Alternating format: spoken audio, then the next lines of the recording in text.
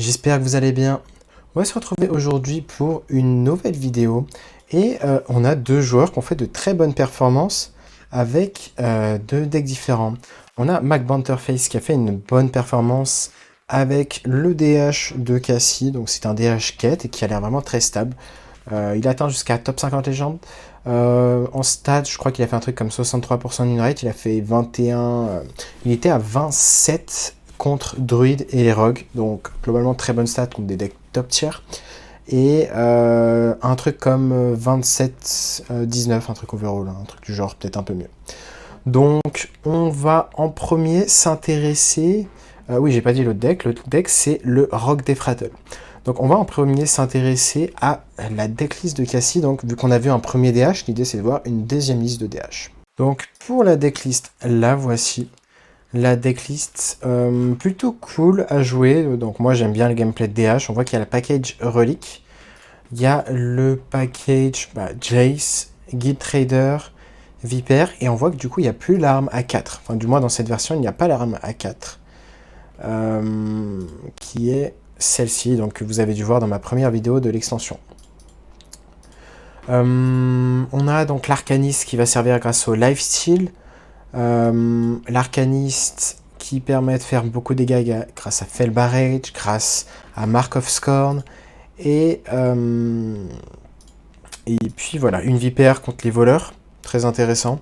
Et c'est pour ça que d'ailleurs on n'est pas si mal contre voleurs. Et d'ailleurs pour avoir joué contre le deck en voleur, ben t'as beau infliger des dégâts, au final, c'est... le voleur peut, enfin le DH peut trop facilement monter en point de vie. Donc quelle va être l'équipe au mulligan? Donc vous gardez la quête évidemment, vous allez garder les sigils, vous allez garder Relic Vault, le lieu A5, le lieu A3, Spectral Sight, s'il est tout à gauche, sinon c'est un peu chiant. Vous allez potentiellement garder Need for Greed, enfin une carte qui peut s'échanger, parfois je le garde si par exemple j'ai Spectral Sight tout à gauche, à ce moment là je peux garder n'importe quelle carte, parce que dit la quête? Parce que c'est quand même ce qui nous intéresse. La quête nous dit réduit le coût des cartes piochées de 1 si vous avez pioché 4 cartes pendant le tour, donc ça compte la carte piochée au mulligan. Et la deuxième partie fait quoi? Piocher 5 cartes et réduit le coût des cartes piochées de 1. Imaginons que par miracle vous arrivez à faire deux parties de quête, c'est-à-dire la partie 1 et la partie 2, les 4 premières cartes piochées vont être réduites de 2. Et la deuxième partie, enfin les 5 autres cartes piochées qui accomplissent l'autre partie de quête vont être réduites de 1, tout simplement. Voilà pour les subtilités. Et la dernière partie de quête fait quoi? Pour le reste de la partie, vos cartes coûtent 2 de moins, donc dans le deck. Ça va être pratique contre les decks contrôle, les decks lents, où justement on veut faire des OTK plus gros grâce au Guild Trader qu'on va échanger dans le deck. Subtilité à savoir avec Guild Trader, si vous l'échangez dans le deck, vous allez juste réduire son coût de 2 de mana. Imaginons qu'elle coûte 2 parce qu'elle a déjà été réduite de 2. Vous l'échangez, elle coûtera 2 de moins automatiquement. Et c'est l'avantage des cartes échangeables. À chaque fois que vous les échangez, elles coûteront moins cher. Donc la réduction s'incrémente.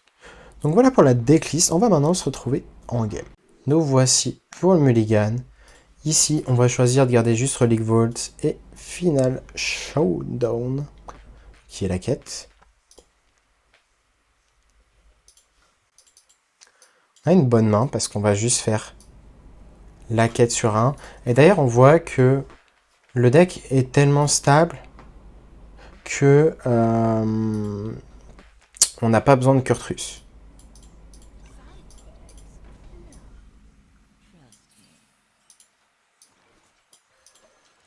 Car on peut s'attendre à affronter un démo OTK. C'est le seul deck que je vois pour l'instant. Donc, l'idée, ça va être quoi? C'est d'attendre vers le tour 6. On peut avoir assez de dégâts sans passer par la quête, comme je vous ai dit, si on affronte des decks. Okay, donc là, on va faire tranquillement la première partie de quête. On est à 3 sur 4, on échange. On joue un sigil.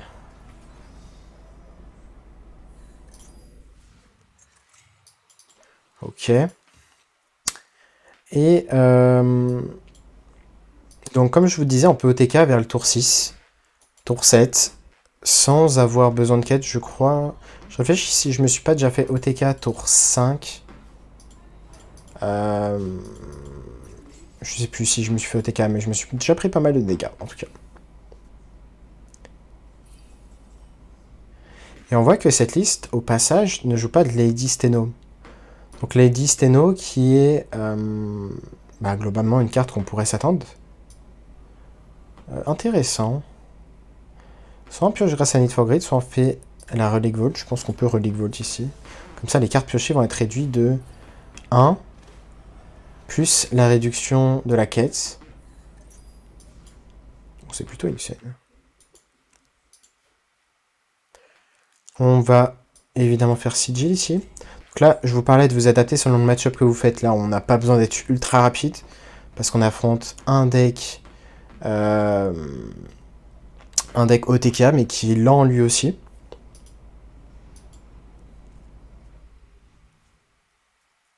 Et les match-ups comme ça devraient être bons pour nous. Hein.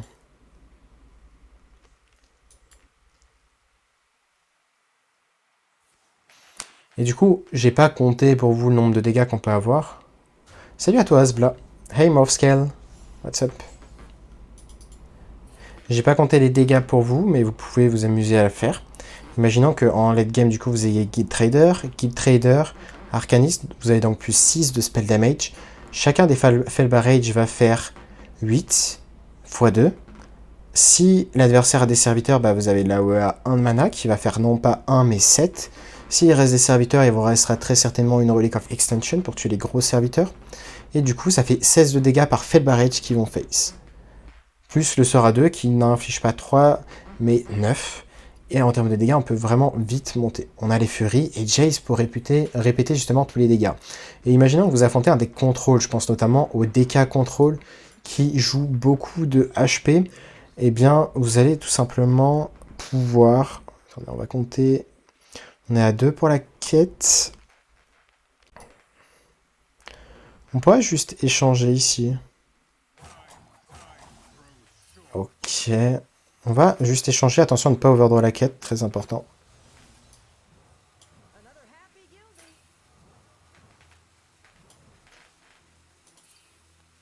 Et on va jeter ça, hein. Il n'y en a pas besoin dans le match-up de toute façon pour ne pas overdraw.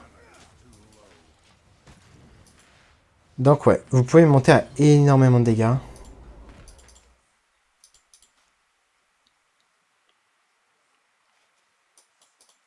C'est pour ça qu'on n'a pas besoin de Lady. Hein. Vraiment, les dégâts des sorts, on va les garder pour le spell damage. Le chat est en anglais. Les streams que je fais sont de base en anglais. Et en gros, c'est anglais-français, mais je commente essentiellement en anglais. Yo, merci. Donc, il n'a pas joué d'armes. On sait que c'est un démomine. Il n'a pas joué d'armes, donc on ne s'attend pas à se faire OTK. Le TK, plutôt, est souvent tour 7, s'il a beaucoup de chance tour 6 avec la pièce. Mais vu qu'il n'y a pas eu d'armes, on va pas se faire OTK tour 7. Donc tout va bien. Donc on est sous quête. On va pas garder cette carte de pioche ici. Pourquoi? Le burst, pareil, on le garde parce qu'il va se heal.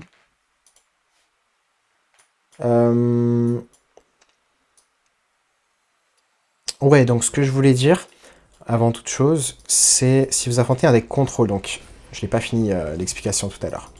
Donc, si vous avez un deck 50 PV, 60 PV, imaginons que Guerrier Control revienne à la mode, bah, vous allez avoir Race pas cher, vous allez avoir très certainement votre Burst pas cher, Guild Trader à 0, et du coup, ce que vous pouvez faire, c'est les Guild Traders sur le board, et ensuite vous jouez Jace avec les Guild Traders sur le board, ça va répéter l'effet de barrage qui font énormément de dégâts.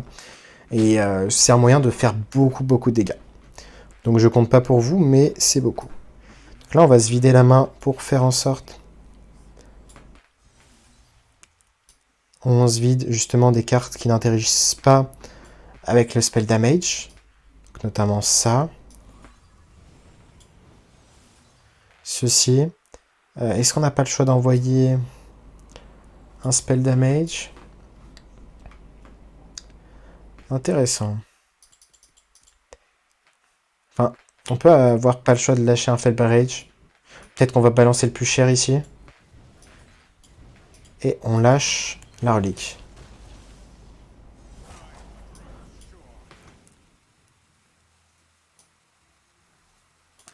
On va échanger Need for Greed, j'imagine.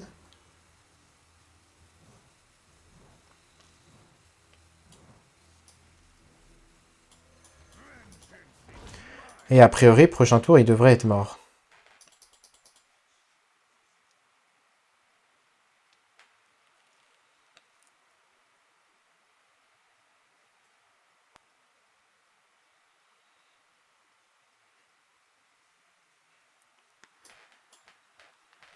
On a 2 Need for Greed dans le deck, une Vipère qui peut s'échanger, donc c'est comme si on avait Need for Greed, Arcanist et Fel, donc on a que 2 cartes qui ne peuvent pas, enfin qui ne sont pas de leur draw concrètement. If you keep Need for Greed in hand, does it cost 0 next turn? Yep. If you reduced it. Donc ouais, Need for Greed, si jamais vous le piochez alors qu'il est censé être réduit, et comme je vous ai dit, les cartes que vous échangez, vous allez réduire leur coût de manière continue, bah, l'effet de Need for Greed, c'est si elle arrive ce tour-ci dans votre main, elle coûte 3. Par contre, si vous attendez un tour, elle coûtera... elle va coûter 0. Si vous l'avez échangé 2 fois, comme ici. Donc là, on va compter... Guild Trader... dans tous les cas, oui, on pourra piocher grâce à ses sorts. Donc, on va échanger first. Parfait. On va jouer 2 cartes. On joue d'abord les cartes qui piochent ici. Cette carte pioche. Est-ce qu'on n'a pas juste l'étal comme ça? 5. On a juste l'étal comme ça. Je voulais vraiment optimiser les dégâts. Mais ici, il n'y avait pas besoin. Donc voilà, première game contre un deck plutôt lent. Victoire normale. Et ça va être intéressant de voir comment s'en sort le deck dans cette méta actuelle. Parce que après les nerfs, bah, la méta est fraîche. On va pas savoir ce qui est joué. Mais j'ai vu pas mal de retours d'aggro quand même. Finlay fonctionne avec la pioche? Non, ça ne marche pas. Et nous voici au Mulligan. Intéressant. Est-ce qu'on a besoin de garder cette relique of fantasme? En vrai, je vais tenter de pas le faire ici. J'aurais eu la relique Vault, je l'aurais gardé. Mais là, j'ai envie de me concentrer sur la sortie quête. On a juste une bonne sortie pour faire la quête, tout simplement.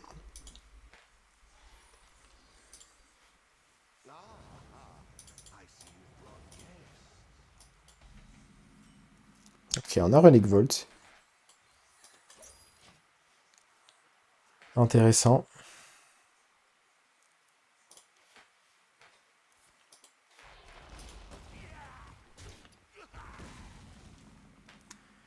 On a 2 en main.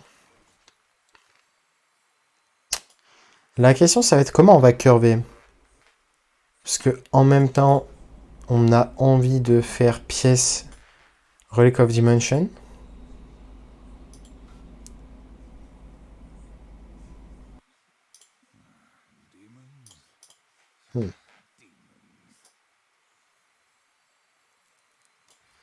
Peut-être qu'on fait juste comme ça.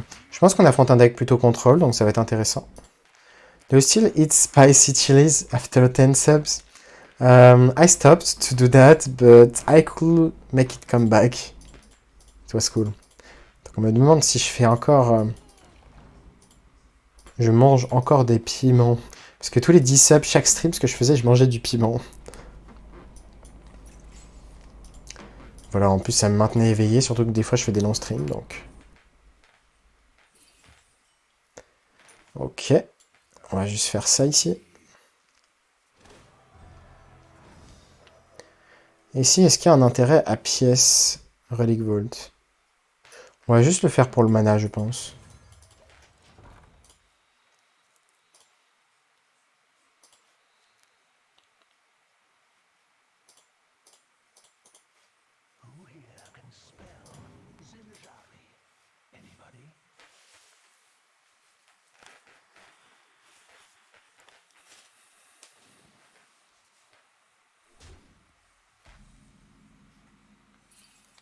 Intéressant. Top deck intéressant. Est-ce qu'on échange ça first?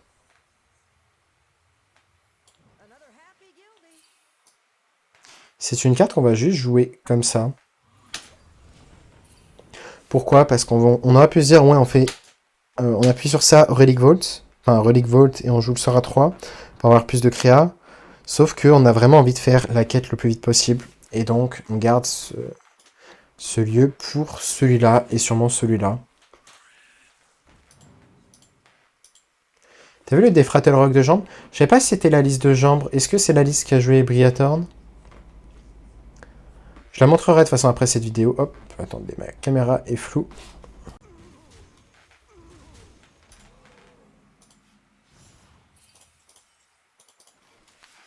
Ok, allons-y, touchons. On va peut-être lancer une relique of extension ici. De toute façon, on veut pas overdraw, c'est une des seules cartes qu'on veut lancer ici.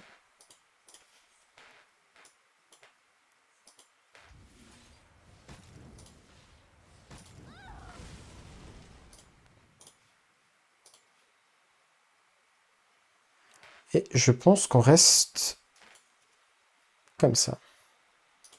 On va garder la deuxième relique quand même.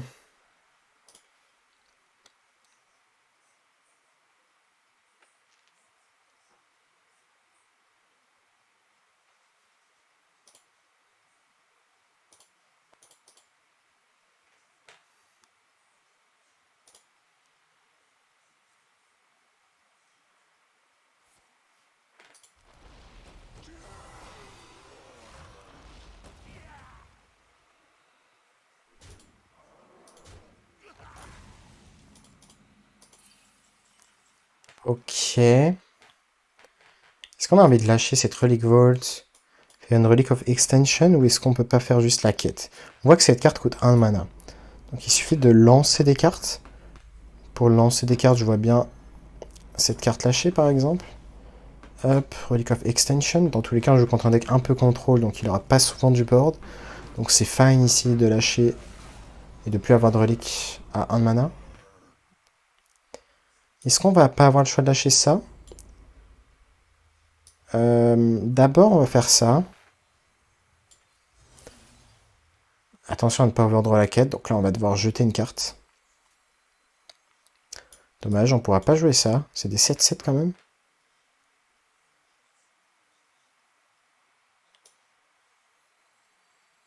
Mais ça est discutable.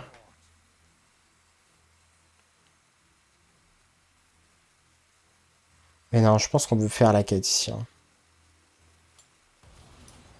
Hop, maintenant on échange la vipère. On lâche ceci. Et ici, donc, on a la quête. Pourquoi j'ai pas échangé Gate Trader alors qu'il nous restait qu'un de mana, un de mana flottant?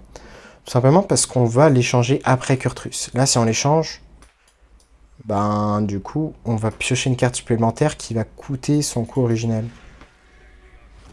Ok, cette carte est chiante.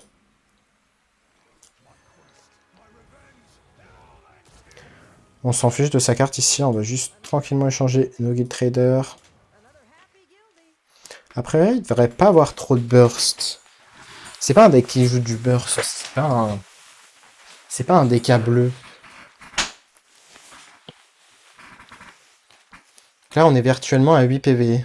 Avec l'HP 7. Il peut jouer l'arme à 5. Donc, on pourrait être à 2 PV virtuellement. Ok. Est-ce que c'est du burst? Non. Je crois qu'il était one-off ici. Voire 2-off.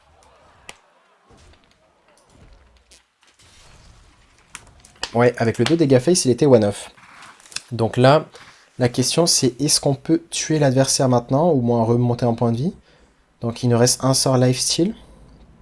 Dans tous les cas, on va jeter les cartes pas chères ici. Ok.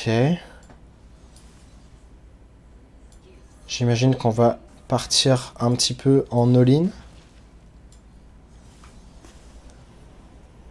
Et la question c'est est-ce qu'on a l'étal? Est-ce qu'on a l'étal? Pas sûr, hein. Si on n'a pas l'étal, ce qu'on va devoir faire c'est un play pour nous soigner, mais on peut soigner pas de beaucoup non plus. Je suis en train de compter 3, 5, 7. Plus fait le barrage, on n'a peut-être pas le choix de tout faire dans tous les cas ici. Est-ce qu'on peut avoir du blur supplémentaire si on pioche dans le deck? On pourrait avoir les Chaos Strike ici. Donc on fait ceci, on n'a pas plus de spell damage dans le deck.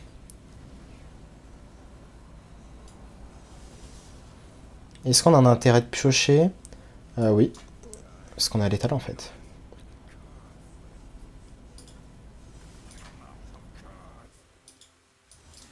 Voilà, ne pas paniquer sous la rope. Je savais que j'avais le temps mathématiquement. Peut-être que vous... Enfin, je connais certains de mes élèves qui, voilà, auraient facilement été en panique en voyant la rope. Et pour la petite anecdote, j'ai déjà eu un tournoi où vraiment c'était DH-OTK, c'était un tour compliqué. J'arrive à la rope, je me décide à lancer mon OTK. Vraiment, ça joue à la frame de seconde près pour tuer l'adversaire. Et il y avait deux partout, hein. C'était un match à enjeu plus de 500 dollars, je crois. C'était même un fameux tournoi où j'ai fini deuxième. Donc, non, est-ce que c'était lui? Non, c'était peut-être pas lui, mais voilà. Comme quoi, travailler sous la pression, ça se travaille. Salut Drevot, je joue pas le prêtre Svanna. Bah, si, je compte le jouer, mais là, c'est une vidéo YouTube qu'on prépare. Donc, il faut que je tienne informé de tous les decks jouables, justement de tous les decks qu'on performé dernièrement. Et DH, ça a été un de mes decks favoris pendant très longtemps, le DH OTK. Donc, c'est normal que je joue le deck. DH4, c'est vraiment un type de gameplay que j'adore parce que c'est du combo. J'aime ça. Salut à toi, Hérisson. Et ma caméra qui fait des siennes. On va tranquillement jouer le sigil. Parfois, vous pouvez attendre de jouer le sigil, c'est-à-dire que là, si notre main, ça aurait été sigil, fury, fury, et une autre carte qui fait rien, genre Relic of Extension, on aurait gardé la sigil potentiellement. Après, ça dépend, là, on joue quand même beaucoup de cartes de pioche. Mais avant, on jouait pas tant de cartes de pioche que ça. Donc, ce qu'on faisait, c'est qu'on gardait... il fallait parfois garder juste un tour sigil en main pour augmenter nos chances de vraiment piocher et d'accomplir la quête. Ok, donc on a eu de la pioche, c'est parfait. Cette carte qui coûte 1 mana, donc très cool. On s'attend à réaffronter un deck contrôle d'ailleurs. On va rejouer ça parce qu'on peut piocher Need for Greed, on peut piocher... on peut facilement faire la quête tellement on a de pioches et d'échangeables. On a exactement 5 échangeables. 1, 2, 3... 3 cartes de pioche, sans compter les Chaos Strike qui sont du Cycle et qui piochent. 1, la marque aussi, même si on veut la garder pour l'OTK.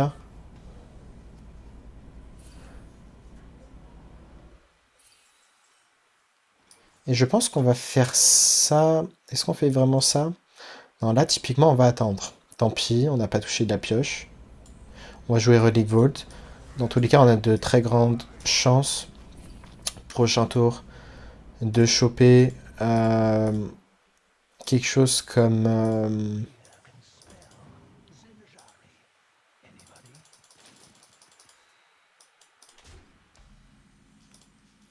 Need for Greed ou le Sora 5.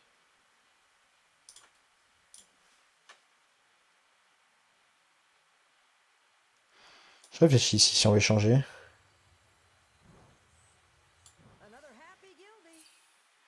On va échanger. Ok, c'est un problème ce Chaos Strike. C'est pas grave, on va le jouer. Ok, parfait, on finit la quête. Est-ce qu'on veut tuer son board avec une Relic of Extension? Je pense qu'on peut se permettre d'attendre. On va juste mettre des dégâts face.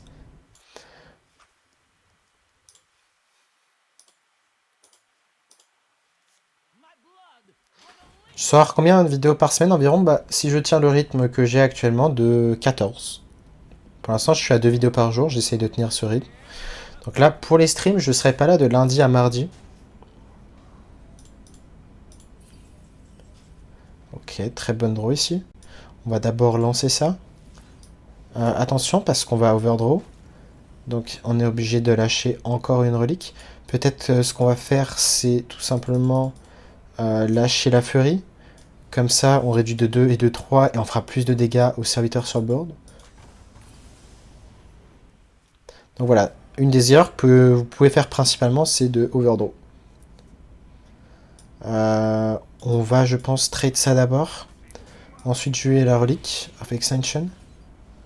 Pour augmenter les chances que ça tue ça. Parfait. Maintenant, on joue des 5-5. Comme ça, on a un peu de tempo pour contester le board. Parce que le tour où on joue Kurtrus, on est faible. Un petit peu. Ok, si tu peux ne pas toucher Kurtrus. Ok, c'est pas Kurtrus. Mais Jace, c'est quand même beaucoup de dégâts. Hein.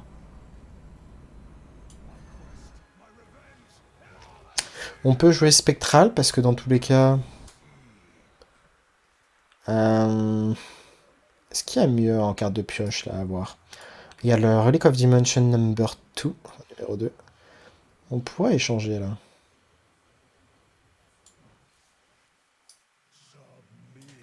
On va face, évidemment. On va arrêter de trade, surtout qu'il nous a mangé Jace. 2 cartes, you trade away, get the reduction? Yep. And they keep the reduction.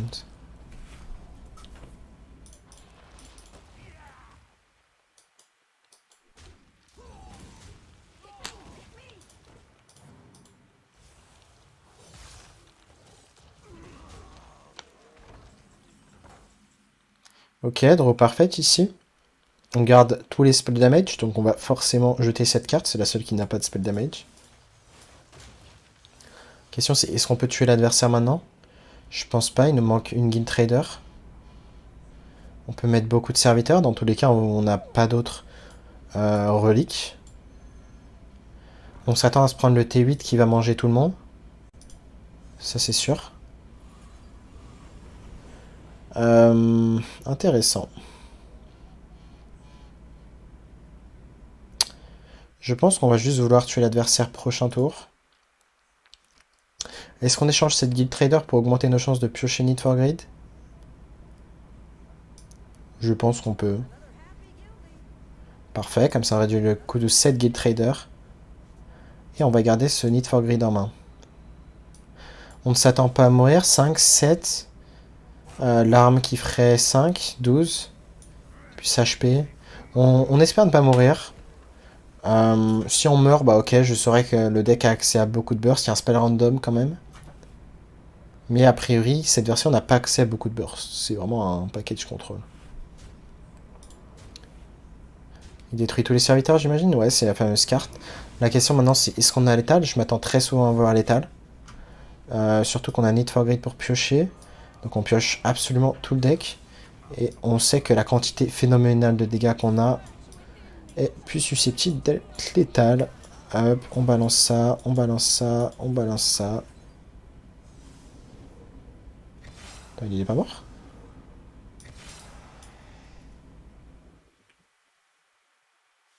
C'est moi ou ça a infligé... Attendez, j'ai bugué ou c'est moi?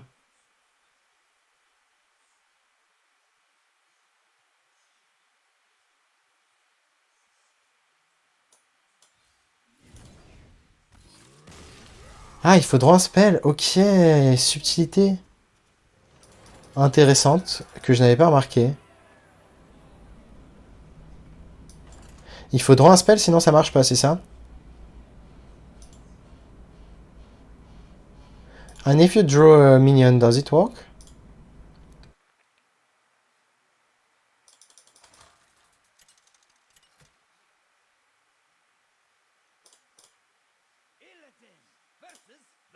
Ok, subtilité que je ne savais pas.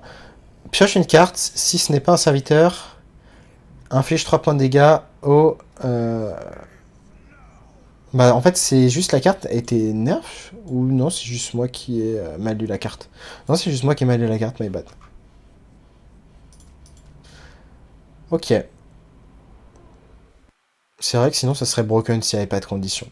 Mais voilà, vous voyez que c'est très important de... Enfin au moins vous le savez, hein, c'était pas intuitif. Il faut piocher la carte sinon les dégâts ne marchent pas. Donc ça veut dire que l'erreur qu'on a fait c'est de Relic of Dimension. On aurait dû simplement échanger le Need for Greed pour piocher la deuxième Guild Trader. C'était le play ici, parce que justement il faut garder quelques cartes dans le deck pour que les marques soient actives. Donc très intéressant, voilà, au moins on est fixé. On a fait l'erreur, on est vacciné. Ok, là ce qu'on recherche vu la main c'est Relic Vault. Into top deck, peut-être un Need for Greed pour faire la première partie de quête. Ensuite sur tour 5 on fera la deuxième partie avec ça. C'est le scénario rêvé. Parfait.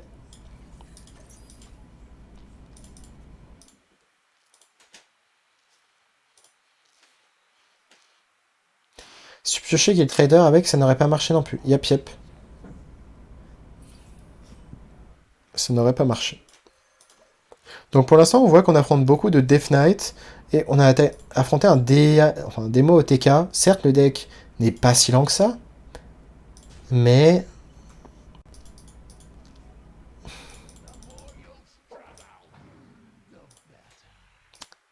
même si le deck n'est pas si lent que ça, eh bien on est quand même plus rapide. Hein. S'il a pas son arme en plus de ça, il peut pas vraiment nous tuer. Donc là, intéressant. Est-ce qu'on reste sur le fait de faire Relic Vault ou on se dit la quête est plus importante vu qu'on affronte un des contrôles, le board n'importera pas, peut-être qu'on va juste piocher ici. Et je pense qu'on n'a pas envie d'utiliser la pièce, on va juste échanger. On peut jouer ce sigil, comme ça on va réduire encore plus de cartes.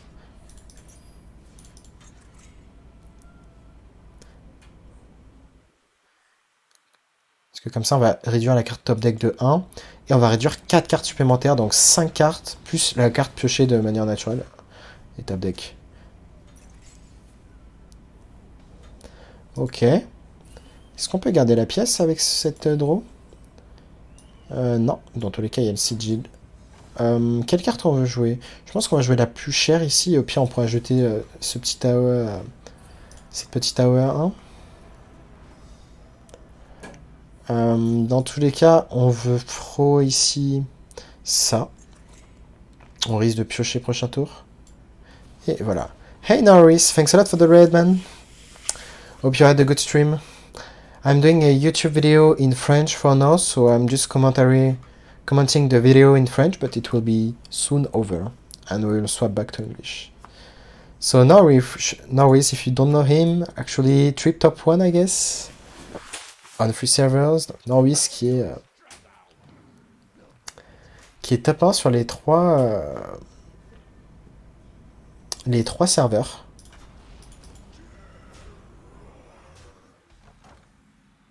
Ce qui est une bonne prouesse.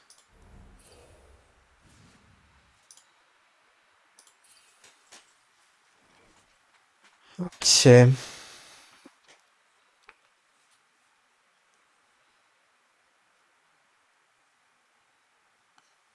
Donc là, il nous manque 2 pour la quête. On risque de balancer ça first.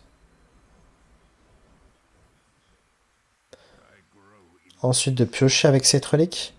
Est-ce qu'on a mieux en termes de draw? Peut-être qu'on peut piocher d'abord avec Spectral. Ok, intéressant. Je pense qu'on pourrait lâcher...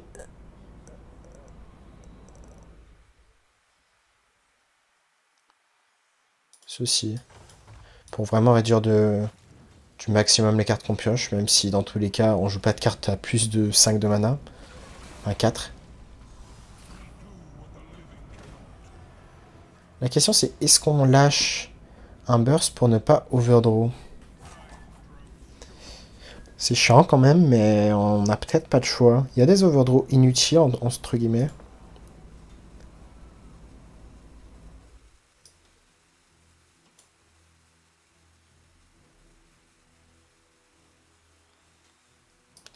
Mais vu qu'il y a quand même de bonnes cartes qu'on veut pas overdraw, on va accepter...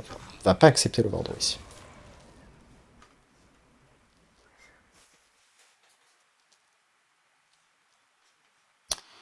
Ok, au passage, by the way, I'm gonna put some music for the people on stream. Didn't put the music.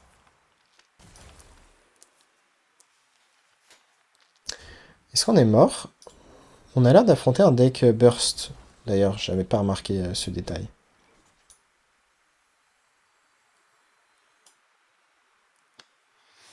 Vu qu'on affronte un deck burst, là, on doit être plus rapide encore. Hein. Est-ce qu'on s'attend à mourir? Je pense que le winning play dans tous les cas, c'est de ne pas tourner autour de la mort.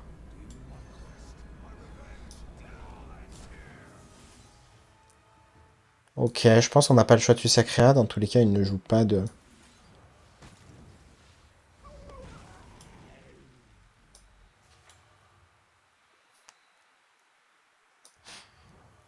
Il ne joue pas beaucoup de serviteurs.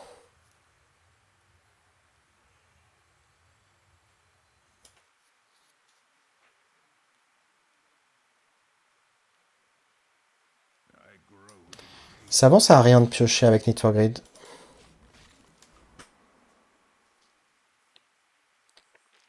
Ok. Are we dead? Oh, not yet dead. Ok, donc a priori on n'est pas mort, à moins qu'il découvre un sort random. Mais vu qu'il peut découvrir des sorts de différentes familles, on n'est pas forcément mort. Il n'aura pas forcément une carte de burst.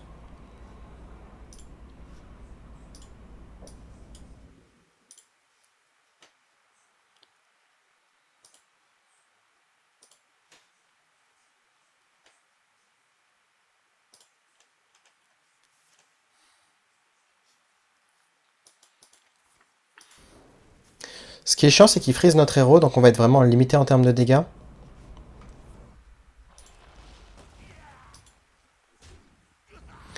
Et c'est là que le lifesteal va être très important.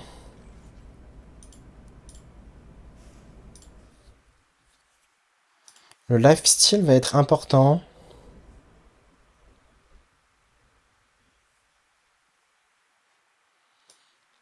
Je pense qu'on y va pour au moins se soigner. Dans tous les cas, on a Jace pour push les derniers dégâts.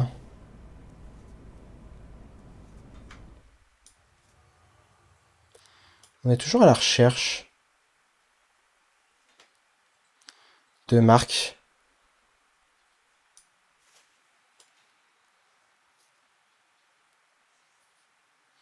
A priori, on devrait être hors de range si on pioche enfin, le Unleash Fell. On veut garder ça. Non, on n'a pas envie de faire ça. Je pense qu'on va échanger ceci.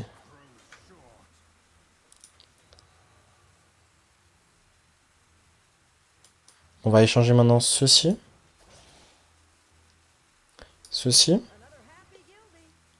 Piocher.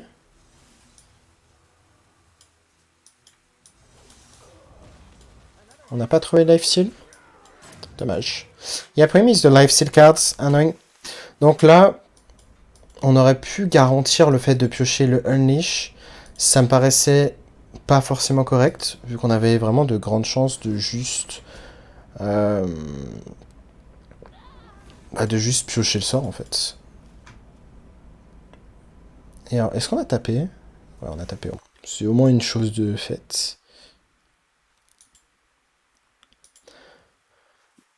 Can you kill the opponent next turn? I think so with Jace. Donc a priori, on devrait tuer l'adversaire. Ok.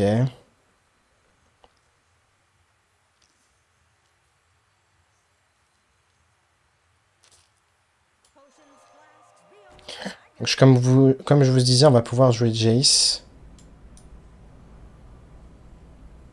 On va juste échanger ça.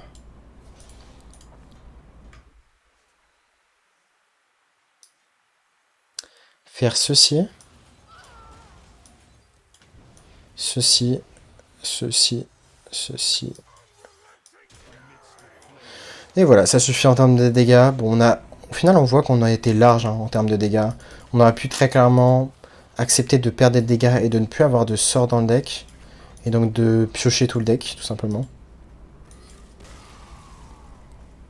Pour avoir à 100% notre sort lifesteal, parce qu'on avait l'info qu'il avait juste pas de burst. Du moins, il avait moins de 6 de burst. Donc, ouais, on a été greedy, il n'y avait pas besoin ici. C'est un grand joueur, Hunter S, qui a dit ça. Hein. Quand vous êtes devant, ne prenez pas de risques. Quand vous êtes derrière, bah, prenez des risques. Là, on n'était pas derrière, clairement pas. Puisqu'on a tellement de dégâts, vous voyez, grâce à Jace, que c'était une erreur. Et au final, on affronte beaucoup de Death Knight, donc le nerf prématuré de Bizarre qui aura marché pour rendre Death Knight bien jouable, et peut-être même bien fort. Mais en tout cas, on est content de les affronter, nous.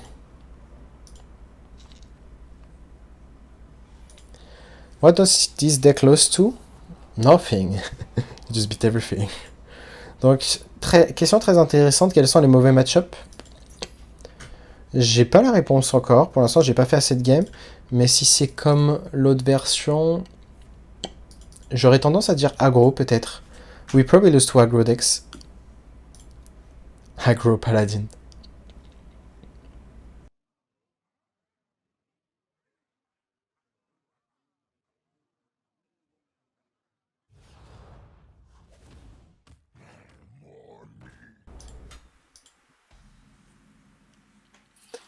Ok. Donc là, ce qu'on va faire, on va juste jouer le sigil. Rien de plus. L'idée, c'est quoi? C'est que derrière, on va avoir besoin de piocher que 2 cartes pour la première partie de la quête. Donc on risque d'échanger les deux serviteurs en main. Sauf si on a mieux et qu'on pioche quelque chose comme Spectral Sight. Après, si on pioche Spectral Sight, vu qu'on peut facilement se vider la main de la gauche, ça, on pourrait considérer de la garder en main.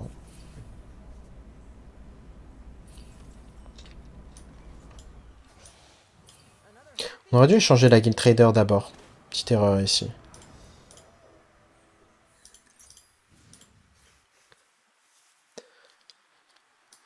Ici, on va jouer le Sigil. Pas besoin de jouer le Chaos Strike. On pourrait pour cycle le deck, mais... On va garder ici.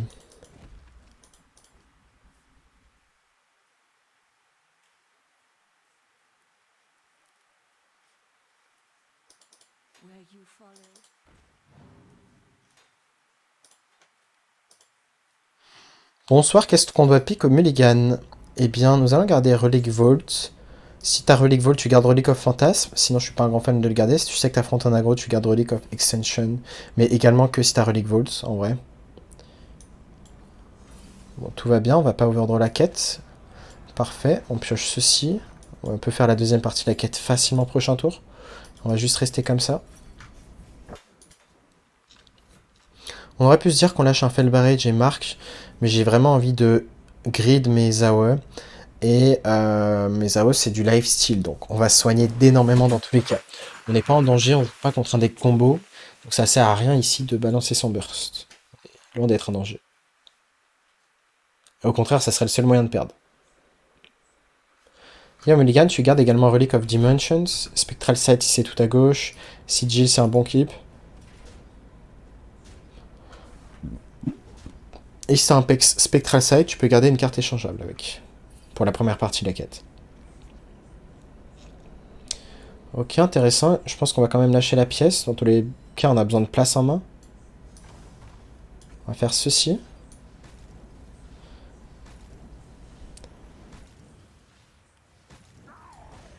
Maintenant, question intéressante. Est-ce qu'on préfère faire du board ou est-ce qu'on préfère Relic of Dimension et faire donc la quête maintenant? Si on fait la quête maintenant, attention, parce qu'on va overdraw la quête, la récompense.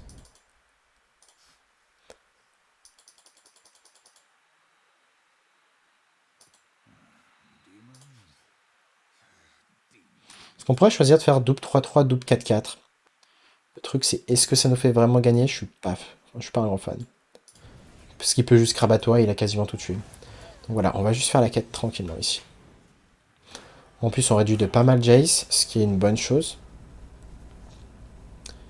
Le seul problème, c'est qu'on a un problème. Quel est ce problème? On s'attend très souvent à Objection. Donc on va devoir trouver un serviteur à jeter. Très certainement Vipère. Et c'est un gros problème quand même.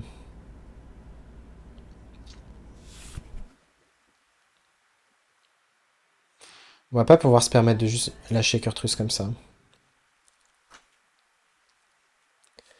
C'est très chiant ici s'il nous renvoie une carte qu'on a réduit en coût.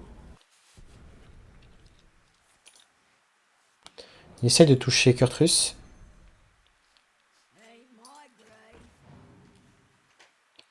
Si la touche, on a quand même un tour tempo avec ceci. Il n'y a pas trop d'agression sur le board. Si on va quand même Chaos Strike.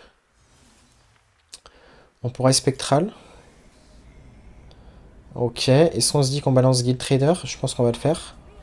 Pour tourner autour d'Objection, parfait. Maintenant, on va lâcher ça pour tuer Sacrea. On veut pas qu'il lâche Shadow Step. Dommage, on a eu Jace, on a le rôle.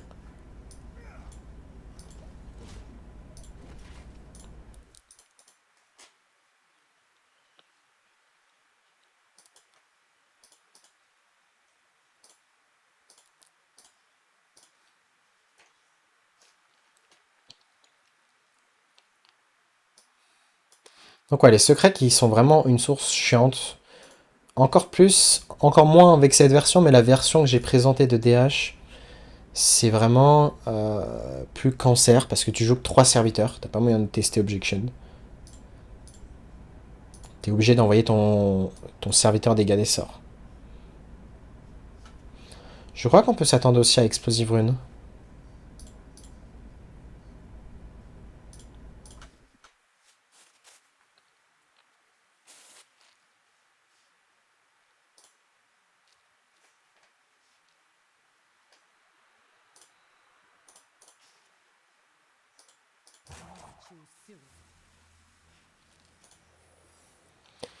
Il va rejouer Objection qu'il a découvert. Ouais, ça va vraiment le ralentir. Au moins, l'avantage c'est qu'il fait pas de tempo lui-même. Du coup, on va pouvoir jeter la vipère ici. Malheureusement, on peut pas jeter ça. On va piocher first. Donc on fait notre gros board. S'il a comment dire. Si à ce stade il a Scabs. Est-ce qu'on tourne du burst déjà autour du kill? Il y a 2 potions qui traînent en main. Peut-être qu'on n'a pas le choix de la lâcher. Je vais la faire. Dans tous les cas, on ne battra pas Scabs à ce stade.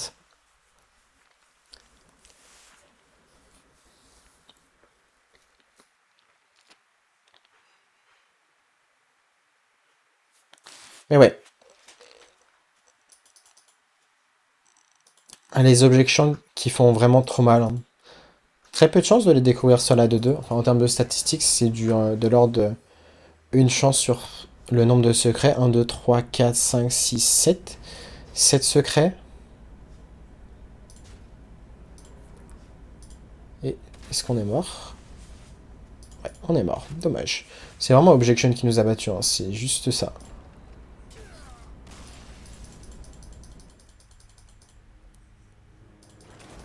Et le fait qu'Objection ait été découverte, parce que il peut avoir Objection sur Perdurer, le secret à 2, qui fait qu'au début de ton tour, tu découvres un secret.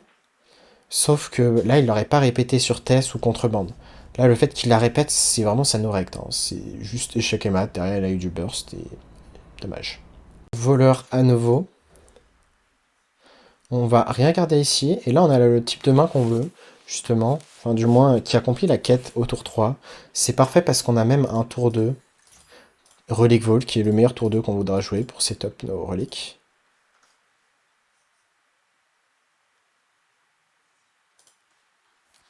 Yo Erxto, dis-moi, je me demandais, j'ai créé un deck il y a un moment, deck. Ok, ça fait partie des decks que je veux jouer, justement, qu'il est en face. Donc, attendez-vous à ce deck dans la prochaine vidéo, donc demain matin, au moment où vous voyez cette vidéo. Si vous la voyez un samedi soir. Même s'il y a peu de chance, parce que c'est quand même le soir du match de la France. Donc, j'ai fait un deck maison, 32 games et 60% de win rate. Je me demandais si tu pouvais jeter un coup d'œil. Oui, je peux. Ok, c'est parfait d'avoir pioché une Relic Vault, parce que du coup on réduit son coût, on peut faire Relic Vault sur tour 4 sans la pièce, et accomplir donc la deuxième partie de la quête, ce qui est plutôt insane.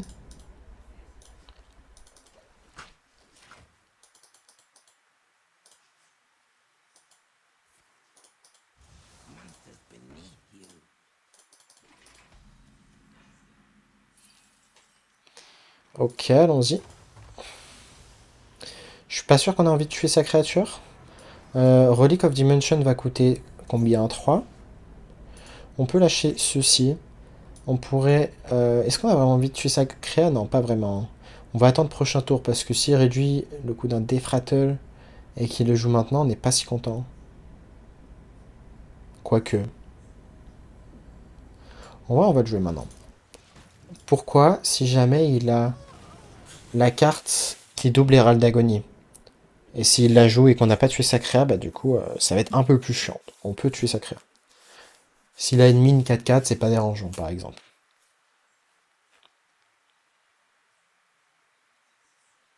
C'est un match-up intéressant. Il joue que 30 PV. Il a que 30 PV, donc on peut facilement l'OTK, sans même avoir besoin de Kurtrus. Juste avec les quelques réductions qu'on a eues grâce aux reliques. Notamment cette carte, Spell Damage, qui a été réduit. Du Lifesteal qui est réduit. Ok, est-ce qu'on va vouloir Relic Vault et réduire d'autres cartes? Ça veut dire que Comme ça, on n'aura juste même pas besoin de... on va se vider la main d'ailleurs ici, hein. C'est-à-dire qu'on n'aura même pas besoin de jouer la 7-7. La 7-7 qui est un serviteur, donc qui peut nous poser problème de la jouer. Parce qu'il va pouvoir rush avec ses 2-2 qui copient le prochain Defratel qui joue. Donc on va réfléchir concrètement. Si c'est pas grave de l'overdraw. Si c'est pas grave de l'overdraw, on fait Relic Vault maintenant. Si c'est grave, bah on balance le Unleash. Je pense qu'on peut se permettre de ne pas overdraw.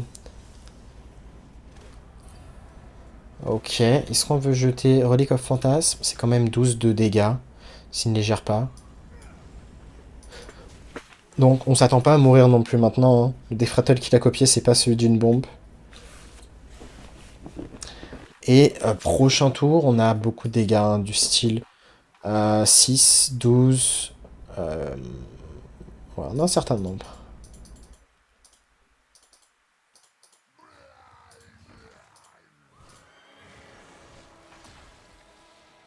Ok, give a random friendly Deathcrackle, invoque une ghoul. Bah là, il est très bas en PV, donc je pense qu'il est juste mort en fait. Ah, ça atone cette carte? Ok. Ça va pas être grave, vu qu'on va avoir du spell damage. Ouais, on va juste tuer notre adversaire ici. Je pense qu'il n'y a même pas besoin de compter.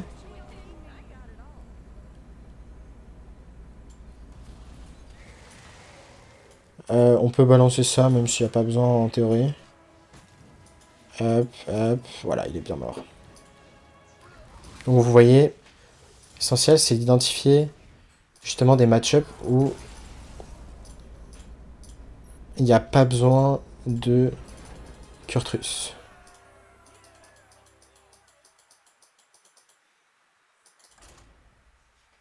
Prendre un druide intéressant, ça peut être un druide aggro ou encore un druide ramp. Du moins on n'a pas affronté de druide ramp, je sais que Black Banterface avait de très bons win rates contre le deck. Donc on s'attend à être très bien contre druide, si c'est un ramp, contre aggro un peu moins.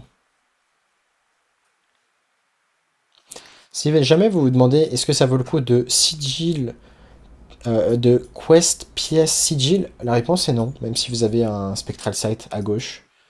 Parce que vous voulez très souvent pièce relic of dimension.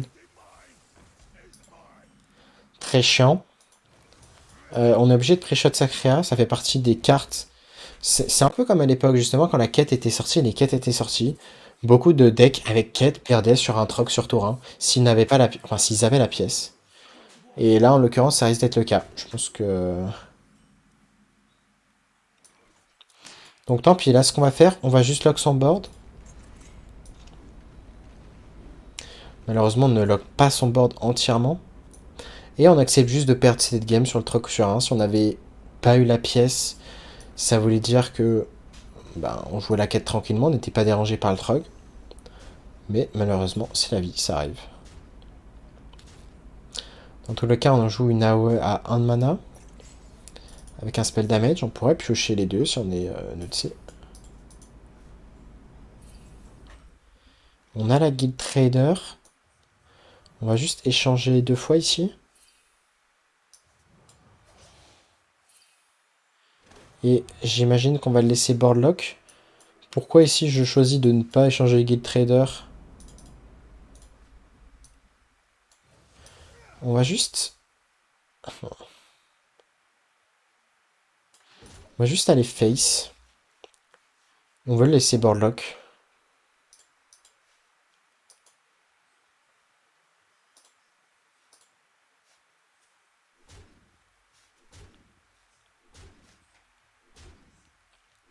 Et c'est très bonne chose. Si on avait pas boardlock, si on avait tué la 2-1 par exemple, ce qui paraissait intuitif, on lui laissait la possibilité de faire un sort à 1 et de jouer la 3-3 qui dit s'il a joué un sort de nature, donne plus 1 plus 2 à tous ses serviteurs, sauf que ça aurait été terrible.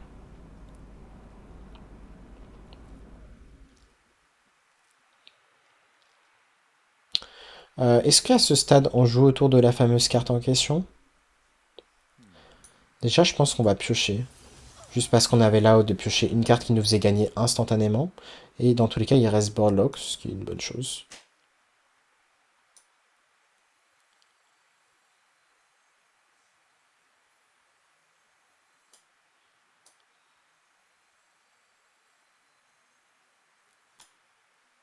Euh,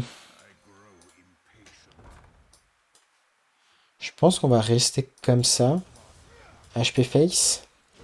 On accepte la mort, hein, évidemment. Mais il avait pas l'air d'avoir de buff le tour d'avant. J'imagine que c'est un inflige 2 points de dégâts. Et lui invoque de 1-1.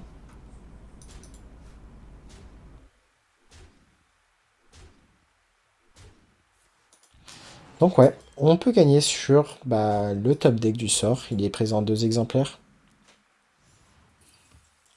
Ok, on a 2 chances supplémentaires de piocher. On l'a pioché, donc a priori, j'ai pas envie de m'avancer, mais c'est un grand comeback possible. Voilà, vous voyez qu'on vient de faire un Reno Jackson. Donc l'erreur importante à ne pas faire ici, c'est de ne pas le laisser boardlock. Si vous aviez tué une créa, vous étiez très souvent mort.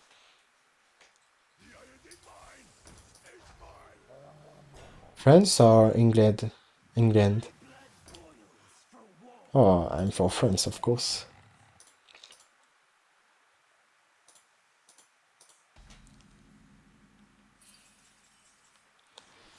Ok, intéressant. J'imagine qu'on va relique Volt tranquillement. Avec le sort à 5. Donc là, on recherche quoi? On recherche tout simplement l'autre Unleash Fell.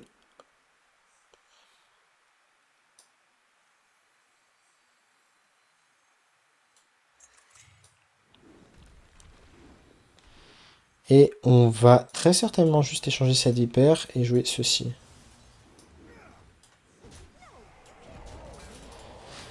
Ok. Donc, on recherche notre deuxième sort à 1. Les Relics of Extension vont tuer chacune. Enfin, si on en pioche une, ça va tuer 4 créas grâce au Relic Vault. Et on a de la chance, hein. On a clairement de la chance, le fait qu'il n'ait pas de follow-up avec des buffs PV. Ni attaque d'ailleurs.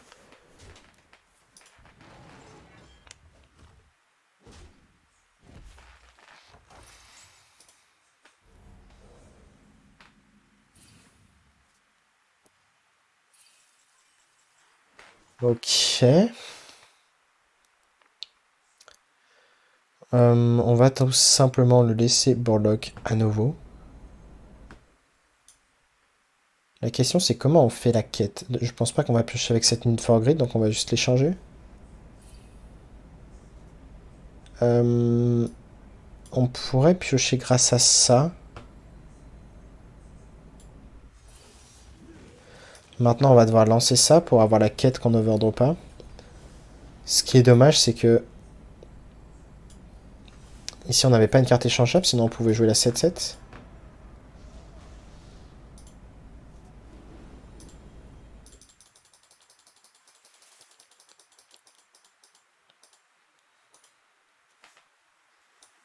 Ok.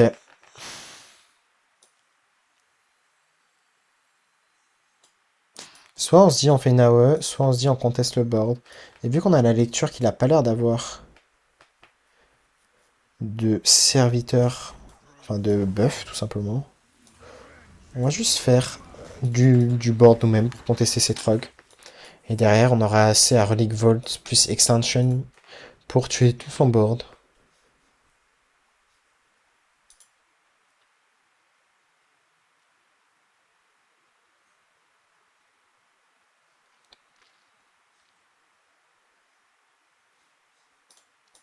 En tout cas, le gameplay est très plaisant, moi j'aime beaucoup, hein. DH ça a longtemps fait partie de mes favoris, c'est resté longtemps avec le TK Ilginot. Et ça fait plaisir de revoir un DH diable. On retrouve les vibes. Et ça, c'est cool. Ok, il a finalement top deck. Il était temps, hein, parce que bon, il a quand même perdu.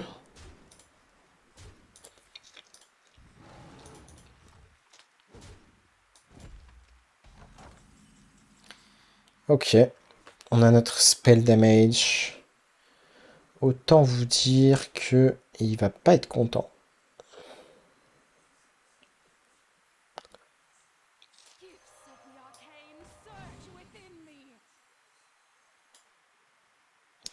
On va pré-shot tranquillement tous ces trogs ici.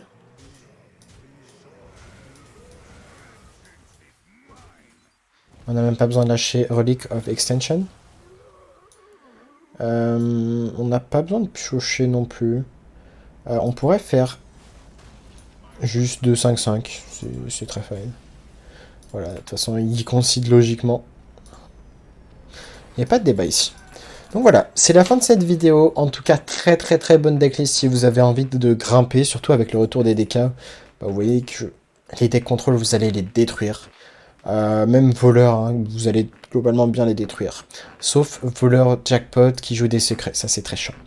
En tout cas, je vous dis à très bientôt pour une nouvelle vidéo. Et tchuss.